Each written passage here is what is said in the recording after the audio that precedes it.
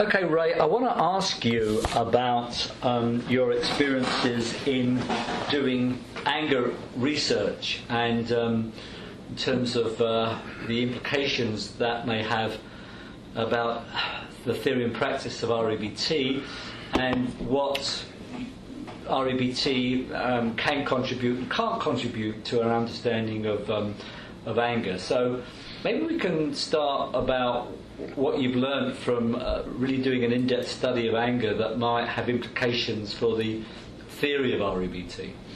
One of the things that strikes me right away is, we have this notion in RET that shoulds are the root cause of all disturbance.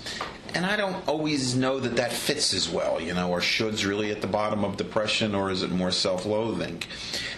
But shoulds are always present in angry clients. They just endorse the shoulds more. If I done a study where we said, pick a time when you got angry, what thoughts ran through your mind, shoulds pop out. Clinically, you never have to fish for the shoulds.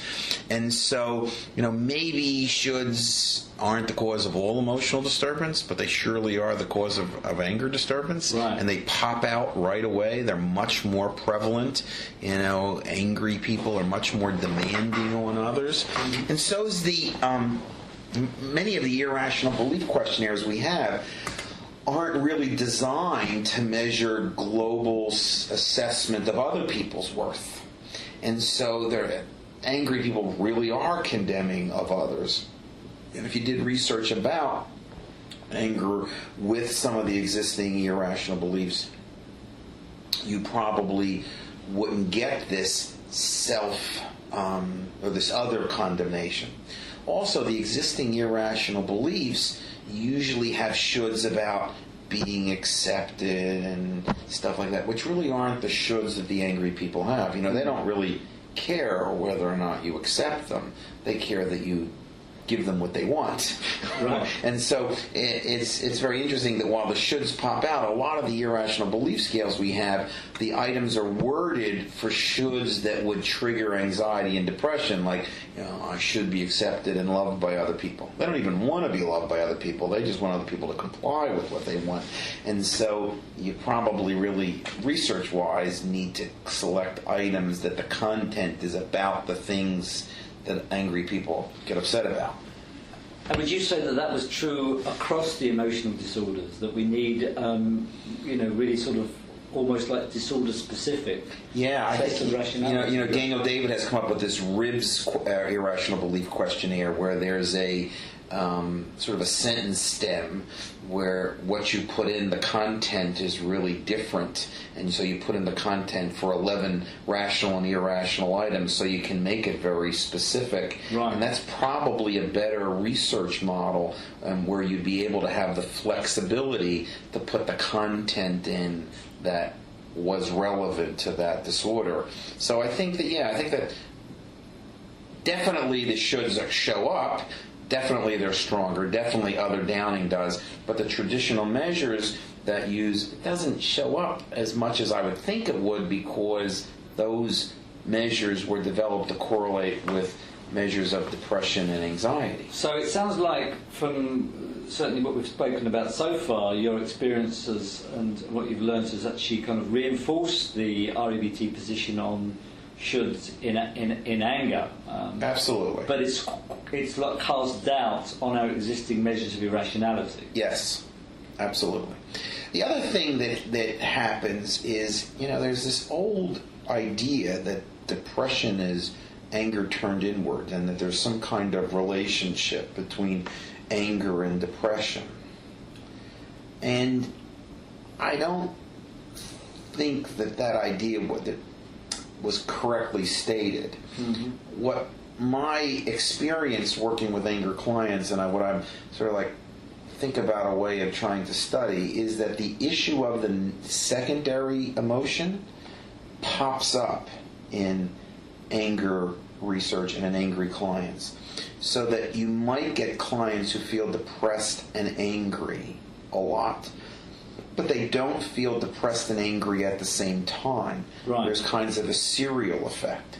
I get angry, I yell and scream, I hurt my family, I feel depressed about the things that I did when I got angry. Right. So that there's a serial effect and a secondary ABCs, and I think a lot of people take the fact that angry people sometimes feel depressed as this idea that they're connected in some other way, where for me it kind of supports the secondary ABC as well. Right. Sometimes people are afraid. I have people say, I'm afraid that I'm going to get angry because when I get angry I do really dumb things and hurtful things.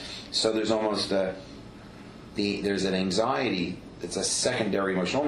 Not a secondary and after the fact, but almost before the fact. Yeah. Before the fact, which is a model that we really don't have. So clients will come in and they'll say, I'm anxious. Well, what are you anxious about? I'm anxious that I might get angry. And so we really don't have an a priori emotion. We have the secondary emotion that occurs after the primary emotion, but we don't have a preliminary emotion. I have an emotion that I might feel the primary emotion. Right, but there's nothing in the model that would actually kind of stop us from calling. No, it's not. But I think that's another thing that we have that we don't. I don't know if people say, well, I'm afraid I might get depressed. Maybe sometimes in postpartum depression beforehand, but usually not. Right.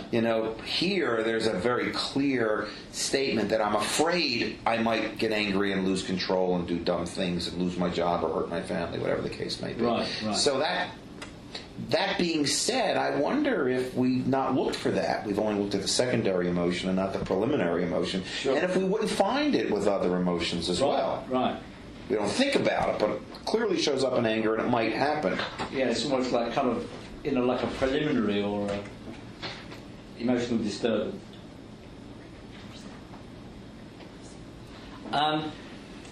In terms of what you're saying about that people often depress themselves about the behaviour that they engage in when they're angry, do you find that that you're not too quick to actually address that because it can have a motivational value to help them to address their anger? Or? Yes, I think that the key here is that the people say I'm depressed, and the question is, when they say depressed, do they really mean a disturbed depression, or do they mean a strong sadness, which is a functional negative emotion? Right. And sometimes it's a functional negative emotion. Now, sometimes it's not. They really do condemn themselves. They're calling it kind of depression. Right. Right. And so one of the things that I think I've learned to do as a result of experience here is do a finer assessment of the secondary emotion, because it might really be dysfunctional and make them disturbed, but it might be a strong functional emotion that motivates them to do something about it. I think there's another relationship between anger and depression that occurs too. Anger is a very motivating emotion. So you get angry and you say, people must do this for me, and people must be the way I want them to be, and I must be successful. I'm angry at anybody that gets in my way. So the angry people have a high self-esteem, a high self-efficacy, and a high sense of worth, and a strong belief in their ability to make things happen.